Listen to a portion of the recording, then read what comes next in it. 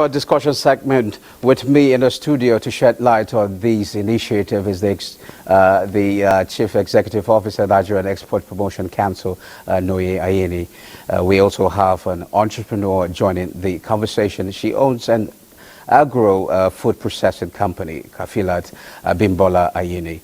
Welcome to both of you. Thank you very much. Well, let's begin with the CEO. How will the STDF and the National Trade Intelligence Unit transform the way Nigeria engages with the international markets, and how will this facility grow in key sectors? Thank you very much it's a very nice question. I will say that, first of all, it's a very great initiative. It's a game changer. The successful implementation of STDF 845 will help to improve the quality and standard of some agricultural products, especially cowpeas and sesame, as it will help us to address the issues of sanitary and phytosanitary issues, which is actually a problem. And it will also help to curb the issues of reject and cancellation of contracts, as well as the business losses that some exporters have experienced over this period. And once a Nigerian Export Promotion Council that is implementing this project, in conjunction with WTO and ITC, once this is completed successfully, we'll begin to see Nigeria take its fair share of the global market with regards to cowpeas and sesame seeds. It will also help us to get in some required foreign exchange that will help stabilize the currency, Nigerian currency, and it will also create jobs, because as we scale up, we're going to scale up because it will involve capacity building across the value chain, training them on good agricultural practices, on good manufacturing and warehouse practices. And once this is done, we'll scale up production, and we will be able to have a fair share of the global pie with regards to cowpeas and sesame. And most importantly, for us Nigerians, the citizenry, it also helps improve the quality of our beans. Let me use the word beans that we eat. A lot of us buy beans, we get to the market, but the level of pesticides is too high, and that is detrimental to health. So with the successful implementation of STDF 845, we'll have quality beans, so you can go to the market freely, buy beans, and be sure that you're eating what will not affect your health. I think this is a very beautiful initiative, and it will help Nigeria economy and the Nigerian populace. Now, what shift are we expecting from private players, courtesy of these projects by the WTO World Bank assisted funds? Please, could you repeat the question? Yeah. I mean, what shift are we expecting from private players, courtesy of these projects by the WTO World Bank assisted funds?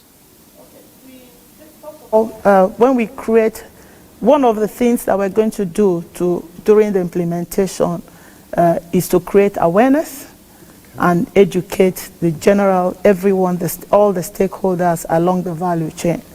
Like any activity, any developmental activity or project, it starts with education and capacity building to let them understand the import and the importance of the project. So as we train them, we begin to open their horizon, and they begin to scale up their production. It will also involve value addition.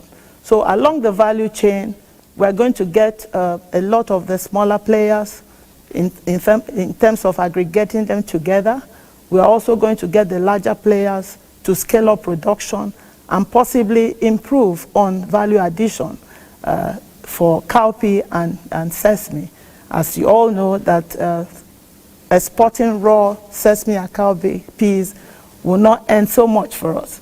But once we begin to train them, the scale up production, scale up processing, that will increase the volume and value, and we will be able to see a greater share of Nigeria in the global market. Before I get to Abimbola, we would like you to tell us what is the role of private sector in all this?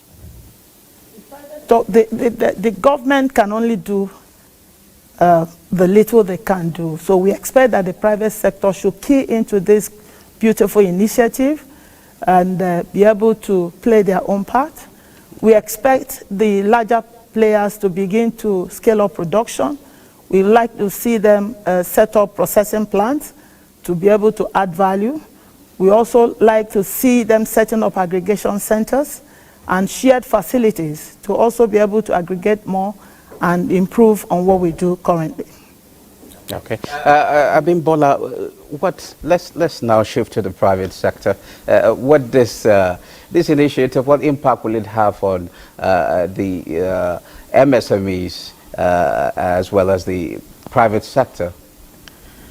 All right, thank you very much. From the look of things, it's a great advantage for us to see as a nation that having to have this standard coming into this country at this very time, that the peace itself is something that has been rejected and several entrepreneurs have actually lost money in the process.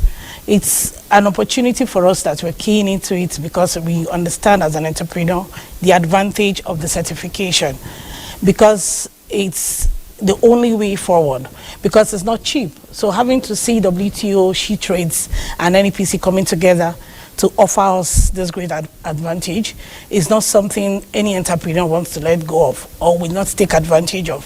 For now, it's on cowpea and sesame seed, but in as much as it's on both of them, it's an advantage for every entrepreneur in Nigeria. And it's going to boost our economy. And as a private business owner, for us, it's for us to do the right thing. We already run our facility as a common facility center, and which is for other entrepreneurs who don't have facility to produce their products. So it's an advantage for us to be able to key into it, make sure that our factory is actually standardized to the point at which it can get the certification. Also, follow the suit through the the trainings that will be gotten through Nigerian Export Promotion. Nigerian Export Promotion Council, as far as I'm concerned, is going to be up to speed, because we've been able to acquire so much of certification through their trainings. It's not just the certification; it's the rigorous training we also go through to be able to get those certifications. So it's a welcome idea and something we are also happy and excited to also explore. Okay, let's talk about inclusivity for women entrepreneurs in this global scheme. How do you view in terms of inclusivity? We are not where we were 3, 4, 5 years ago. It's getting better. It's just it has not gotten to where we want. We've not gotten there yet. So what we are still doing right now is still taking us to where we want to be. But for inclusivity, we are better. We are better than where we were 2 years ago, where we were even last year. And trust me, the women are also taking the back seat. We are putting every effort to make sure that the government recognizes the fact that women also have the answers, and we are also the right people to give the right certification to do the right business. And we're also not letting go of the business space for anybody. Okay.